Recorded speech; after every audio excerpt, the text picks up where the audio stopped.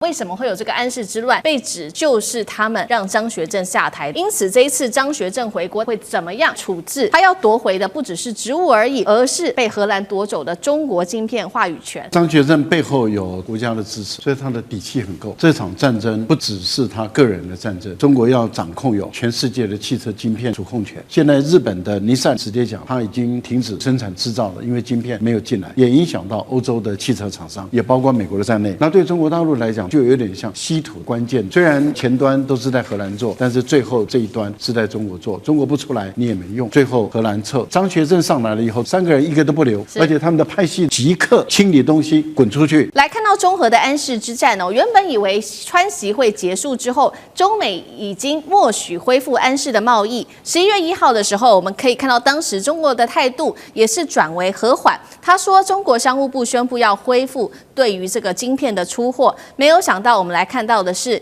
才过3天而已，11月4号，中荷现在是传出来有签了这个协议，叫做中欧稀土与半导体供应链临时的协调纪要。那么协调的主要是在人事跟产能上面有了重大的一些突破，包括特别承诺11月7号前荷方同意恢复中国籍的前执行长张学正的职务，11月13号前会解冻总部资产跟中国的业务的授权。但是现在外界比较关注的消息，就是有关于大家最在意的这一场股权的控制权。荷兰在这场协议当中并没有提到任何的字，也代表荷兰现在还不愿意放手。来看到，所以这个消息一传出之后，当天的下午，也就是同一天哦，11月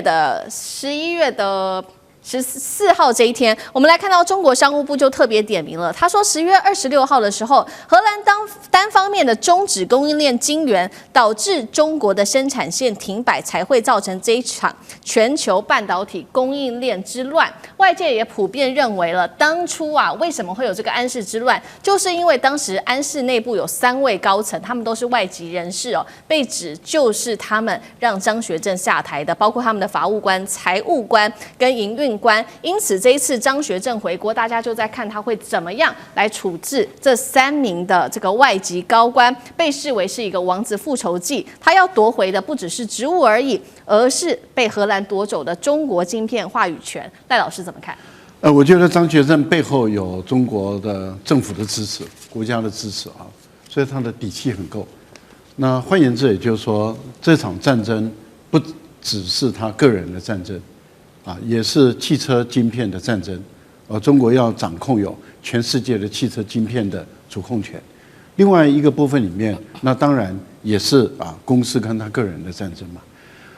我们很清楚，因为我记得我当初最早大概在1991年，我到法国去读书，那个时候我们台湾的这个手提电脑正在兴起的时候，台湾的3C产品正在起来。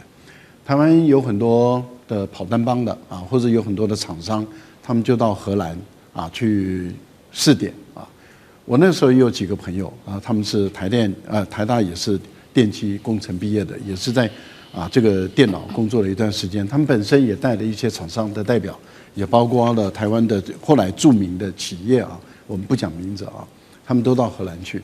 在跟荷兰交手之后，就体会到最重要的一件事情，就是说。因为荷兰人在欧洲人来讲被著名的小气，没有诚信，会吃掉人的东西他们在欧洲是非常有名的，所以他们基本上来讲跟荷兰人做生意都是一手交钱一手交货没有什么信用卡的，也没有什么一定就是我电脑给你多少，我钱要收多少，而且要收的是现金。这个就是我最早在30几年前在欧洲的时候，跟我的朋友们，他们对于跟荷兰人交手。经验中最深的体会就是荷兰人很不可靠，他们的最深的体会是这样。那现在发生这件事情，坦白说，我一知道的时候，我并不意外，因为我马上回想起，30-40年前我们的台商在荷兰所遭受到的待遇，他们说一不小心就会被他们吃掉，他们是很狠的那这样的一个情形，我们看到在这一次他们也想把这个安氏把它吃掉。那当然背后。查出来的是美国，因为中国大陆很早就放出这个足够的证据跟讯息，因为在荷兰法院在审判的过程中，有很多都是跟美国有关的。我相信这次在吉隆坡的会谈跟在这个韩国的会谈里面，应该是有可能极有可能有谈到这个部分。是。那很明显的，美国也知道这个问题也会涉及到美国的汽车厂商，因为你也知道，在晶圆这个部分，最后的封装跟封测是在中国做的。那一旦晶片进入了中国，那出不去的话，对于美国的厂商，现在日本的尼桑已经直接讲了，它已经停止这个生产制造了，因为晶片没有进来，也影响到欧洲的汽车厂商这么多，也包括美国的厂商在内。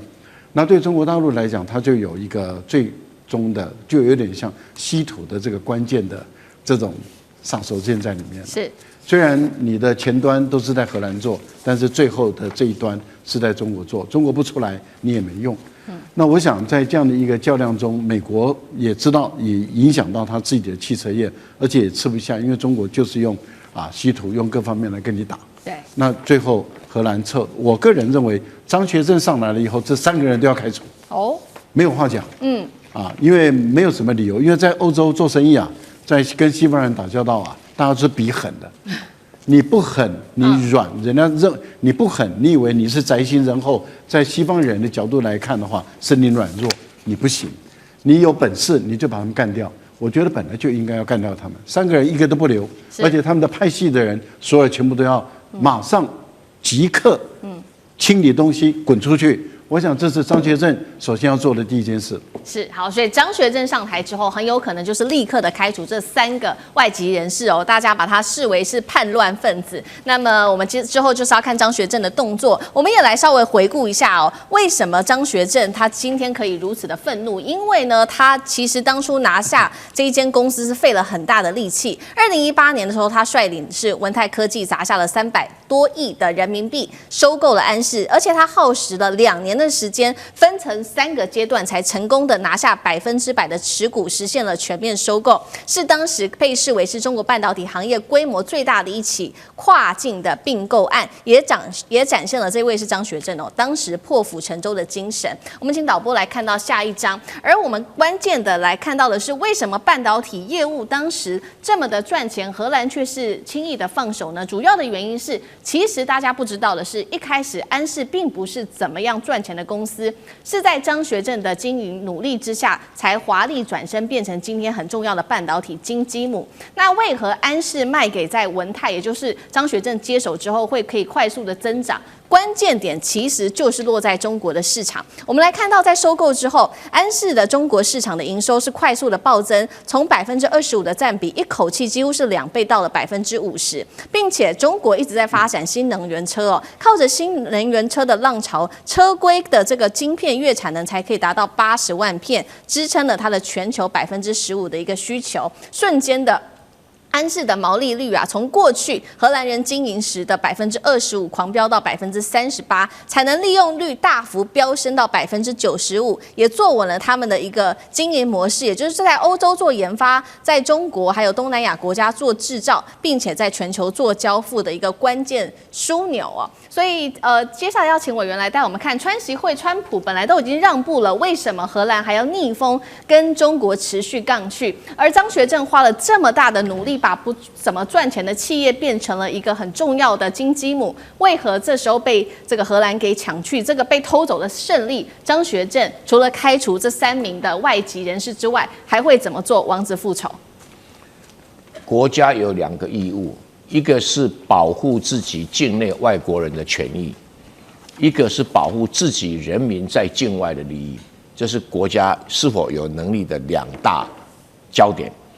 现在张学正作为一个中国公民，在海外投资，遭到了这么无理的对待，遭到抢劫，幸好他有一个祖国叫中国在外面给他撑着，所以他今天可以讨到相当的公道回来。但不幸，因为他的祖国是中国，所以他今天才温吞吞的去跟人家讨价还价。如果他的祖国是俄罗斯的话，那3个外国人马上被看报碟丢到阿姆斯特丹的海港里面去了。中国就是和平的一个道路，所以不会采取这种激烈的手段。我讲这个话不是没有道理的大家想一想看，前几天不是有个俄罗斯的影子游轮吗？被法国的海军陆战队扣押，马上就放了。为什么？因为俄罗斯就放话，你法国的船队是全世界第3大的船队啊，要从地球上消失是很轻松的事啊。法国马克龙再爱斗嘴，不敢吭一声，赶快放啊，赶快放。这个就是国家的实力，还要加国家的手段。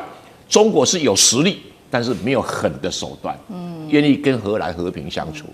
所以啊，如果是俄罗斯的话，你那3个早就看爆跌了哈。现在这一场仗是中国一定赢了，是时间问题了。那因为会给荷兰压力，也不只是中国啊，还有这个德国啊、日本啊，都会给他压力哈。那荷兰这是丢脸丢大。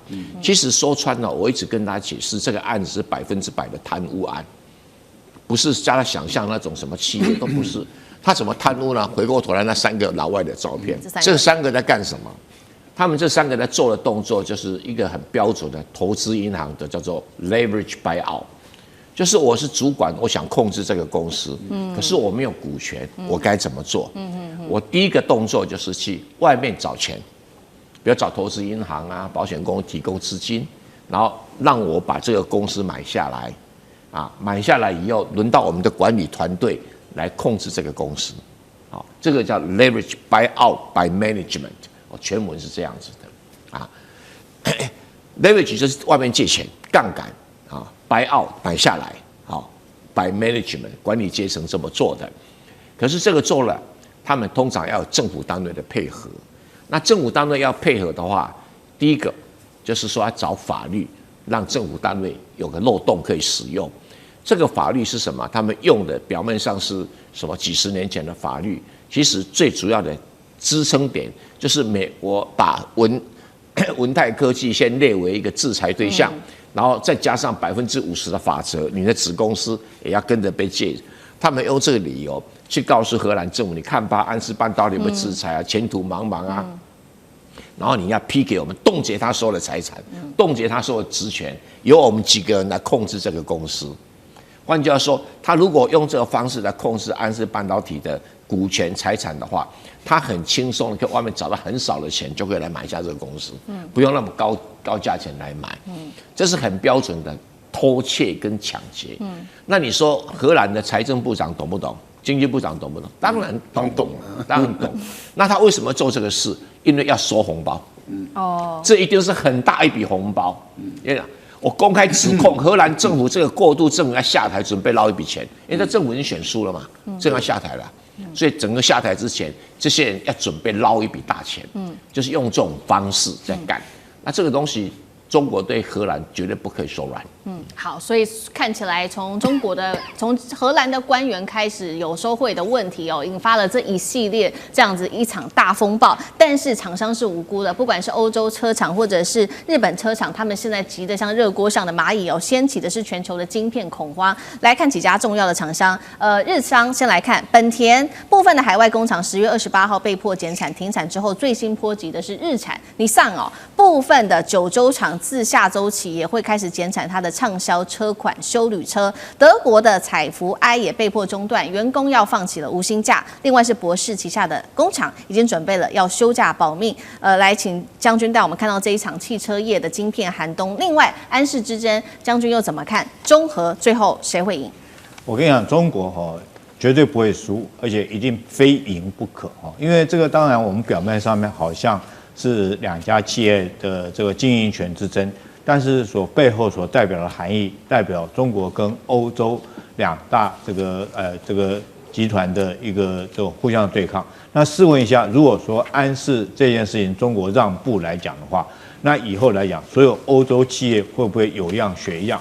中国在这边比较好的，已经经营有力的金鸡母，他们就用这种抢夺、掠夺的各种手段把它抢夺去了。那此风不可长，此利不可开，这是第一个。所以中国非要把这场仗打到赢不可就动员全中国的所有的这种资源跟力量都要赢。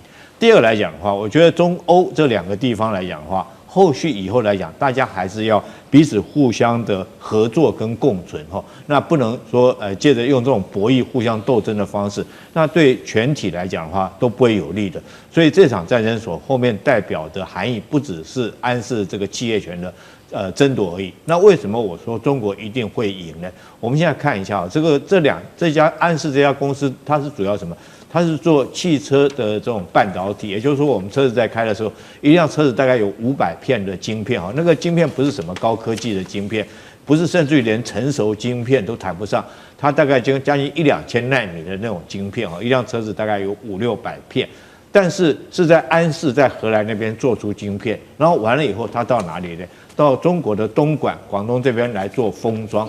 大家要知道，如果说一个晶片你制造出来以后，经过设计，然后制造出晶片，然后完了最后要封装，封装完以后你才是可用的晶片。所以最后的这个出口端是在中国这边。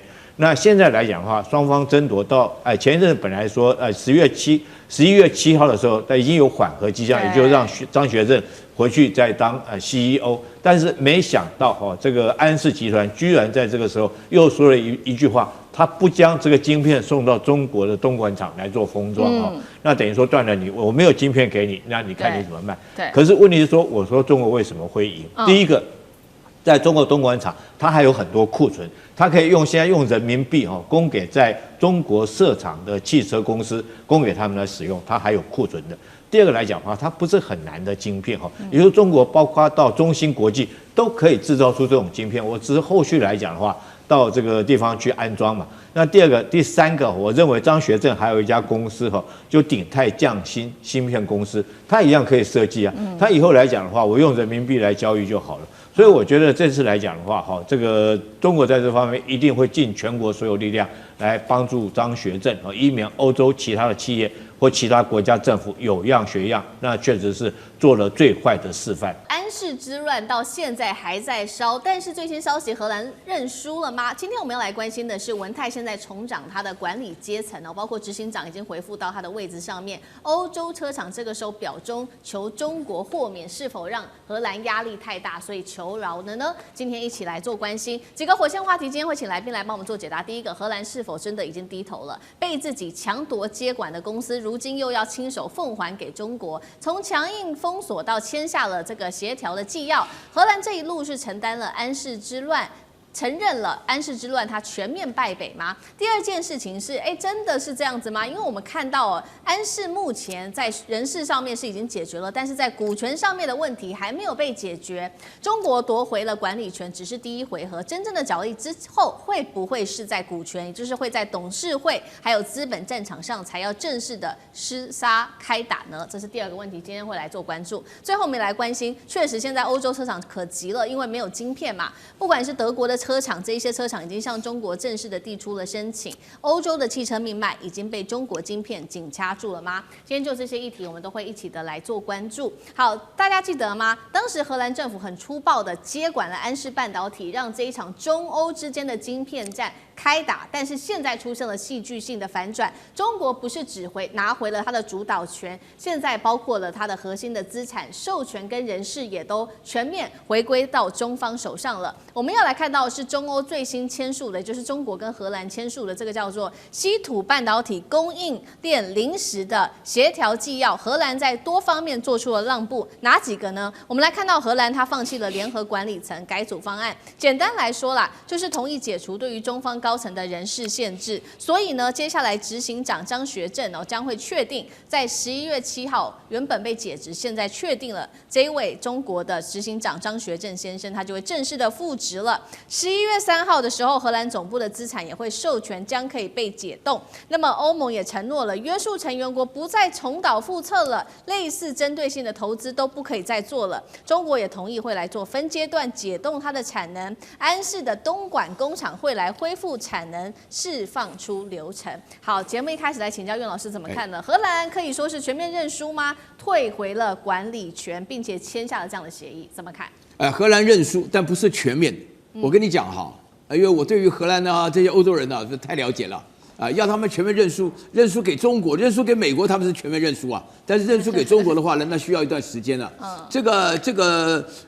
唐朝很盛大的时候呢，发生了安史之乱。这个安史之乱呢，也很像是啊，就是说什么呢？大陆要借着安史之乱的话呢，要好好收拾一下这个欧洲人的骄傲。莫名其妙的自大，以及的话呢，对中国予取予求啊。前一阵子的话呢，那个德国的外交部长也是莫名其妙的搞了个麦克风外交啊，就讲我要来中国之前的话，你们对台湾绝对不可以武力。一讲的话，你不用来，滚你们啊，差点就骂起来了啊。这个就是大陆态度，要借着安史之乱来一场这个安史之乱，就是说你发觉欧洲本身在中国人地位就完全垮下，这是一个重点啊。你这边讲到几个重点的话呢，我觉得有3个重点是非常重要的。第一个的话呢，原来在大陆啊，就是说是文泰在并购荷兰安氏的时候啊，就是大陆会觉得说你的总部设在荷兰，听起来比较有面子一点啊，没有把它直接买断。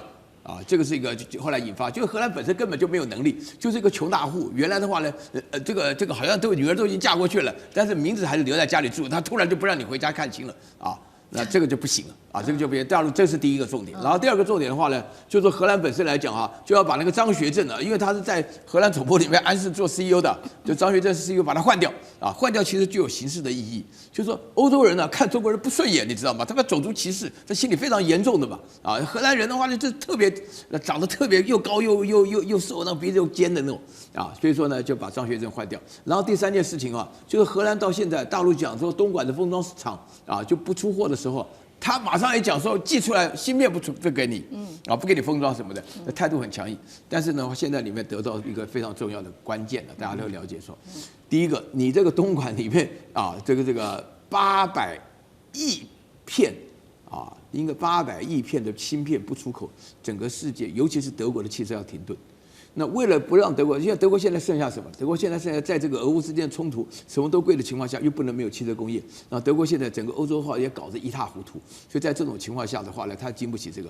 然后呢，现在呢，原来呢，荷兰是要靠着欧盟跟美国的压力反弹中国，现在的话呢，美国不理。欧盟呢压着荷兰说以后不要再搞这一套了，这套根本就没有用了。但是对大陆来讲的话呢，这不是单纯的一次胜利啊，这是永久的胜利，因为大陆会连续的。我跟你讲哈，现在先搞荷兰，然后再搞德国，接下来马上再搞法国，然后都一个一个搞的。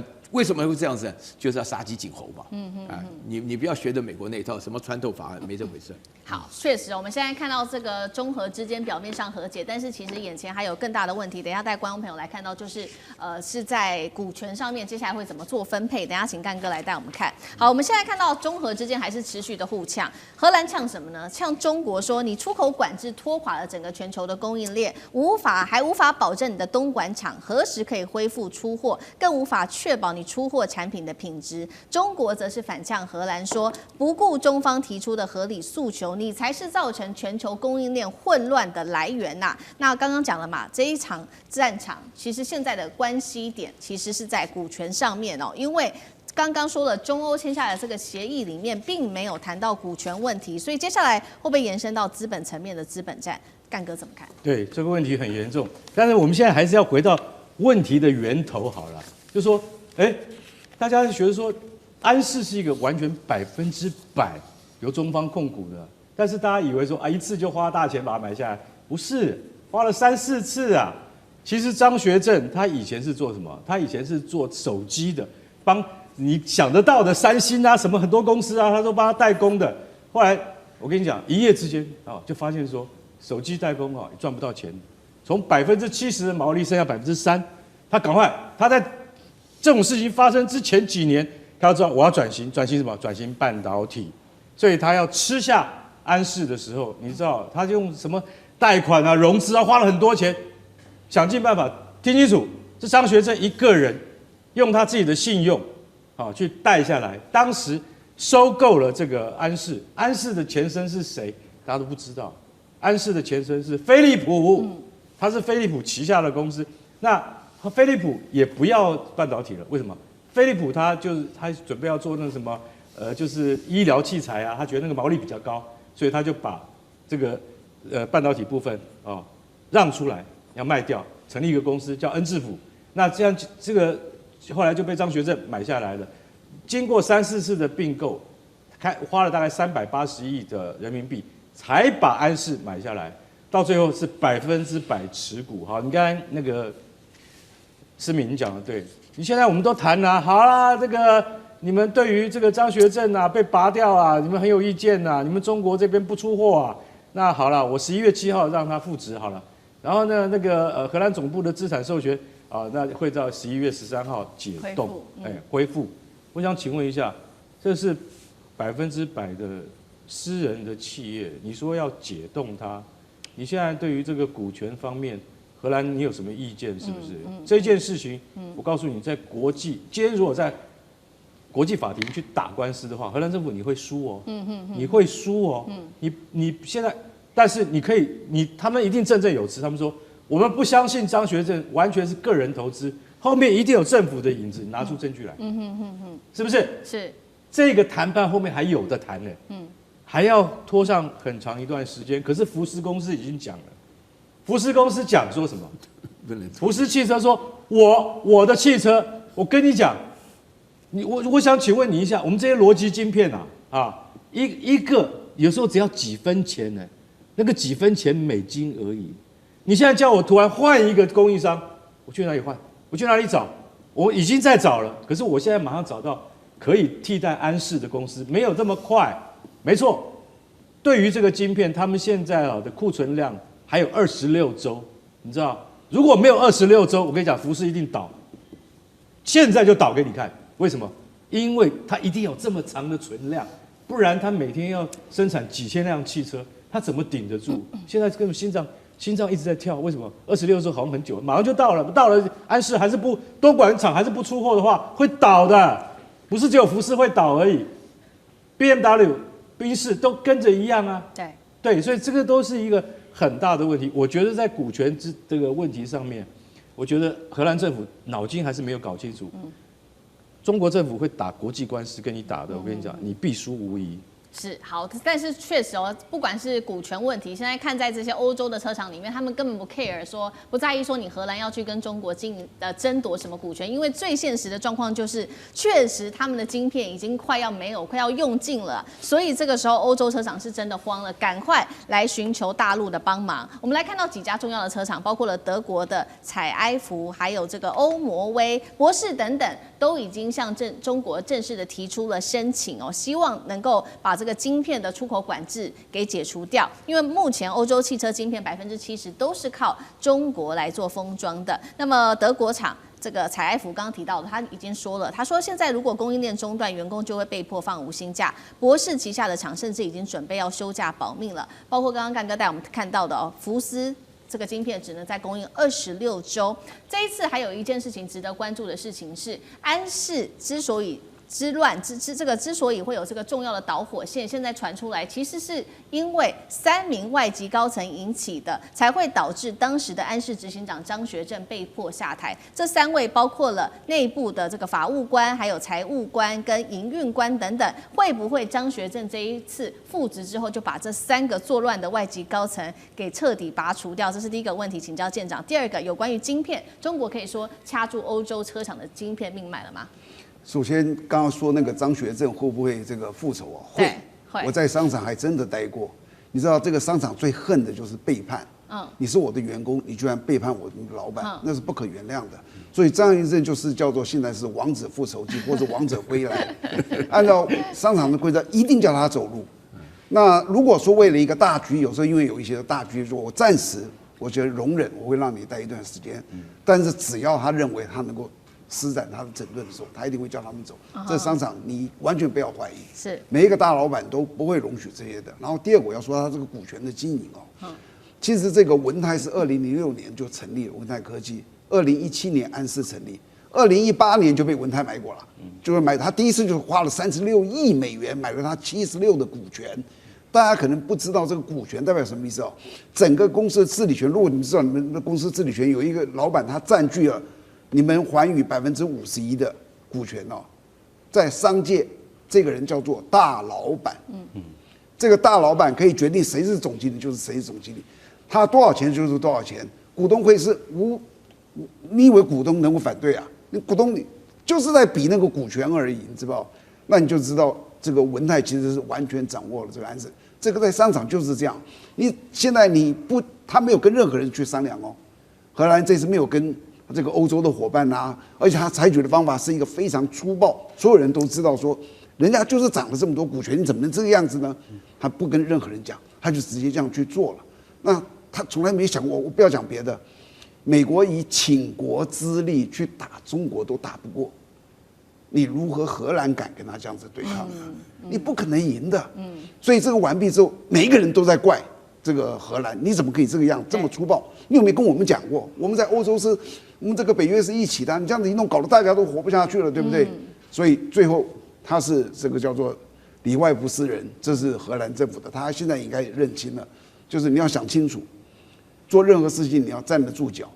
商场经营就是讲股权，你不能够这样子去这样的蛮力靠国力来这样子去抢夺一个公司。在期川会前夕，中核晶片的这一场经营权的争夺仍然在持续。我们来看到荷兰这一回是否夺权，而且踩了红线呢？中国这一次也做了一个反击哦。我们等一下会一起来看。那么期川会前夕的谈判桌，接下来可以看到火药味已经十足啊。先来看到今天的火线话题，等一下请来宾来帮我们做解答，就是荷兰9月份突袭式的袭击，并且取得了安市。那么这时候中国强硬的做了在晶片出口上面的封锁反击。到底荷兰这一场夺权是保住自己的国安，还是直接掠夺中国的技术呢？谁才是真正的幕后推手？等一下做解读。第二件事情，安市之争会不会登上在这一次，也就是明天的期川会上面的谈判桌呢？川普真的会为盟友出头吗？还是他会反手把荷兰当作自己的筹码，一手谈一手打呢？第三件事情，欧洲车厂现在可担心了，因为没有晶片啊，产线全面停摆，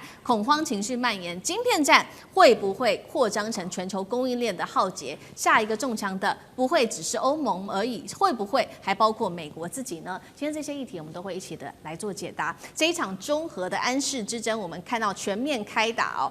外媒揭露了一个真相，本来荷兰不是说吗？当时他9月份去接管安市，他的理由是说，因为啊，他认为安市管理不善，而且还有国安的疑虑。但是现在最新消息来自于外媒的报道，他说真正的导火线是荷兰他们看不下去，是中国制造踩到了欧洲的痛处。为什么这么说呢？因为他说安市的前执行长张学正啊，计划砍掉40%欧洲的人力，并且要关闭德国慕尼黑的研发中心，甚至把英国曼彻斯特厂的这个设计机密跟设备设定，他希望能够全部转回中国厂，引发了欧洲的恐慌。于是荷兰当时就动用了冷战时期的物资可用法，用国安的理由来强制接管了安市，也逼退了中国大陆的这一些安市的高层。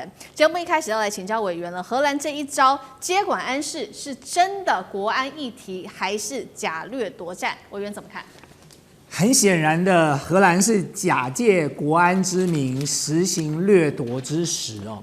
那么我要讲的是说，其实我们看最近这段时间在国际社会上发生的事情哦，从美国到国际社会哦，其实有一个不变的脉络。这个脉络就是美国跟他的盟友小弟们常常做搬石头砸自己脚的事情，有的时候砸到自己脚就算了，还连朋友的脚也砸了哦。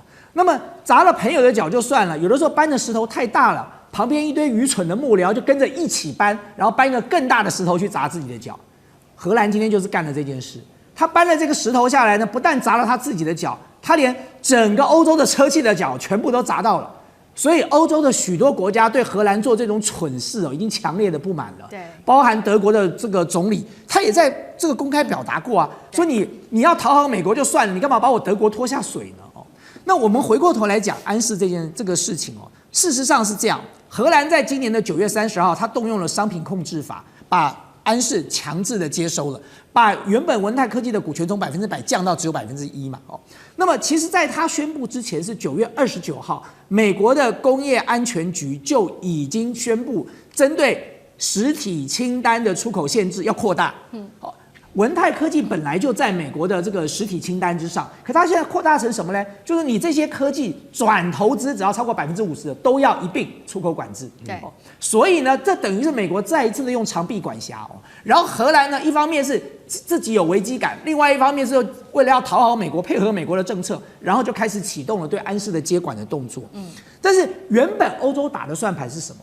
安氏当时为什么要跟中国大陆的文泰结合？其实原本欧洲打的算盘是这样，他希望把晶片的设计跟高阶制造留在欧洲，把封装跟测试我送到中国，然后呢，借这样的一个模式打造欧洲自己的这个像车用晶片这些基础晶片的生产线。可是呢，这个没有想到的问题是啊，他自己在生产的过程中，你既然文泰科技掌握了你的安氏半导体100%，我要讲100%的股权哦，这是在多少？2017年的时候，安氏用268亿人民币卖给了文泰科技，文泰科技花了268亿买一家公司，买下来之后，难道他不需要经营这家公司吗？这家公司如果绩效不好，你难道不需要做裁员？你难道不需要做所谓的 relocation 吗？这任何一个经营公司的人都知道的。当你面临到这个人力成本过高，或者是技术有缺乏的时候，你会怎么做？你一定去找人力成本更低的地方，或者技术素质更好的地方来进行生产。而且讲得更直白一点，这家公司就已经人家买下来了，到底干你什么事啊？你既然敢卖给他的时候，就全部都卖给他了。我第一次还听到说，卖了一家公司之后，你还不能动这家公司的厂哦，你不能关这个厂，你不能把这个设备移走，你不能把这些技术拿走。这些技术难道不是登记在当时那268亿的资产里吗？否则人家花268亿买你什么？买你一个安氏的名字吗？所以最奇妙就在这里了。你今天把人家的股权从100%降到1%。那我要请问一下荷兰，你要不要把钱还一下呢？啊，那268亿你给人家拿走嘞，然后你现在跟人家说你只占1%咯，所以你当然就会导致到中国大陆的全面反击嘛。全面反击倒霉的是谁？倒霉的就是欧洲的车厂啊，因为欧洲的车厂长期以来就是依赖了安氏所生产的车用的这个基础晶片，现在这个一断货，接下来呢，欧洲的几大车厂像 BMW、像 Benz， 他们可能在出货上都会有造成很大的问题了。对，就如委员所带我们看到的，所以现在其实倒霉的就是欧洲的车厂，因为中国大陆当然早就已经祭出反制了，针对荷兰的这一系列的动作。我们看到原本的这个安氏它的运作模式就是确实是在欧洲做研发，然后如委员帮我们提到的，中国完成制造，那大概70%啊，封装测试等等都是在大陆做的。那大陆做完之后再出口到欧洲国家，但是等于说大陆现在把它一刀砍断了。那目前为止，其实截至目前，过去一直运作的方式就是说，主要的这些前段都会在英国、荷兰跟德国这些地方来做研发等等。那总部会设在荷兰，然后后段的部分则是在亚洲进行，不管是在中国或在菲律宾跟马来西亚等等。但是大陆现在等于是把这一切后段都卡死，让它无法出口到欧洲国家去这些晶片，那么影响的就是确实欧洲的车厂之外，还有日韩的车厂。欧洲的车厂现在福斯已经出来说了，晶片库存啊，我们只能再撑下3周哎，而且宝马跟宾士的产线现在也都陷入在瘫痪之中了。另外，他们还要担心的是，现在中国市场根据欧洲的说法，冒出了一堆是安氏相容的零件供应商，但是欧美厂商仍然是不敢买的，原因是安氏已经警告了中国厂的产品我们不会给你保固，也就是说你买的这些零件坏了也不会有人帮你做处理跟维修等等。现在的关键要来看了，西川会有没有可能安氏这个议题上谈判桌来化解中核的危机？卞老师怎么看？这个我先强调一下哈，这个荷兰干了一件蠢事啊，但这个蠢事的话呢是有连锁效应的。所以我这边得到的题目是说，这个北京封锁这个出口，这个生产这个封装的地方是在东莞啊。那么这里头的话呢，就是最重要的，北京是叫做杀鸡儆猴了啊，因为荷兰呢自己以为啊，替美国当小老弟啊，这个 say 喊的就是先敢对对方的老大开枪啊。这荷兰自己以为自己很厉害，然后美国很高兴啊，什么关税的问题。但实际上的话呢，荷兰有一个想法错误了。第一个错误的话呢，就是呢，他把这个1000多奈米的芯片当成稀土来搞啊，这个是没有用的啊，这个是非常，就因为它生产了非常多嘛，上千亿片啊，封装的上千亿片，他把它搞的，他以为这个是独一无二，他就搞了这个方法，搞了一个什么暂时的法律，1953年的什么的，就勉强，美国也不高兴，那大陆的话一看以后，9月30号登了，4天后10月4号，大陆马上讲不准东莞封装的任何一个安氏的芯片出口，啊。那么这个要大家了解，这个荷兰就是搞不清楚这个状况。然后第二点的话呢，荷兰呢说谎啊，官员呢？为什么官员呢出来说谎呢？因为他们现在已经倒戈了。那个马上下台的那个部长啊，就在那边讲啊，这不是我们搞的，我们没有按照美国的讲法来做，想要混过这段时间。可是底下要接上去的人会是个大麻烦呢，中核之间大麻烦，就不让他搞。那大陆基于要杀鸡儆猴，什么杀什么鸡要惊什么猴呢？就说很多美国的小弟想要耍荷兰这一套啊，就现在非常严重。这基本上的话呢，因为你当初要的钱啊。加起来是280几亿，当时购的价格，整个航母起来，航母让它超过300亿的人民币啊，人家买你什么？人家是最主要，原来是说你总公司啊，因为大陆在买东西，就像是那个吉利买了那个 Volvo 一样啊，那个总公司都放在斯德哥尔摩啊，是造成一种感觉上是个洋公司好看，当初是这样子构想的。那你现在的话呢，就是荷兰的总公司还真的摆起谱来，想要当真的一样，那根本就理都没有理你，你75%以上的芯片都是在东莞做的，他根本就不让你出口，不然出口你下就断供了，断供以后就没了。然后最重要的是，荷兰当初的条件就是你把那个张学正那个 CEO 给我换掉啊，那个文泰当中的话，大陆要了解啊，只要中国的企业受到欺负，那政府一定会出手啊，那不准出口，那就政府出手啊，对不对？你逼到最后的关头，现在这里头的话呢，一个非常重要的情况下，就是说，你现在荷兰搞这个事情，对不对？一巴掌耍掉你半个脸了啊！从此以后看你还敢不敢动？现在好了，同意了，认怂了，啊，安置出口啊。用人民币计价啊，然后维持这个现在基本上能够出芯片啊，但是这个安氏的中国厂已经完全跟荷兰断掉了，我们自己干就不要你了，是啊，你这个搞的方法，因为荷兰本身人家说偷鸡不着18米啊，现在是偷鸡不着的话呢，连自己所有的工具都不见了啊，以后再也没有工具了，所以说就这个麻烦。好，那干哥呢？干哥又怎么看？其实我跟你讲哈，那荷兰为什么会搞这个飞机啊？我们真的。你援引了1952年冷战时期的商品供应法，对不对？你认为有国安疑虑，我一直在思考，它主要出口的是汽车晶片，它跟国安有很大的关系吗？这可能就是我比较不懂的地方。为什么？因为它不是飞机的高阶晶片，或是飞弹的高阶晶片。如果它是这些，就是说这些科技产品的话，那你当然安视它有很大的国安疑虑。那它如果不是那么先进的晶片的话，那为什么政府会发动这样的制裁？会就等于是说，我现在就开始监管你这家公司了。可是问题是，它现在所影响的都是宾士啊、BMW 啊、福斯啊。福斯的库存晶片只剩下3个礼拜了。他说：“我跟你讲，只剩下3个礼拜。3个礼拜一到，我是一部车我也做不出来。那政府你要怎么办？你要怎么帮我们？就算福斯是德国车。”现在德国自己本身的沃尔夫斯堡，他说我们已经快做不出来了啦。而且我们沃尔夫斯堡就是做国民车，什么国民车叫高尔夫是什么？大众汽车生产的。那在那个欧洲销售的非常好，为什么？它是主流，它是欧洲人主要拿来代步用的大众的一个品牌。那所以这部车是销售的非常好。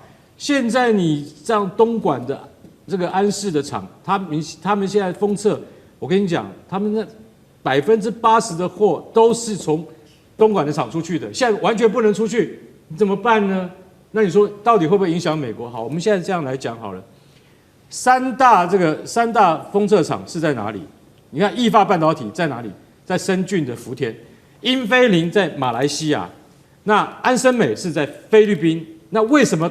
都在海外，大家想一个问题，简单嘛，成本便宜，就是说人工低嘛，人工低他们才会设在海外。就大家看到我们那个图上面，为什么会分别在马来西亚、菲律宾啊，还有那个深圳，就是因为它的人工，因为什么知道？欧洲完全没有封测厂啊，它只有什么？它只有晶圆厂。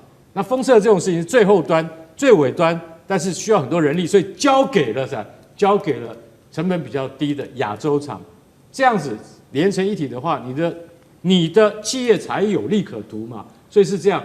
结果现在你现在踩到自己的脚了。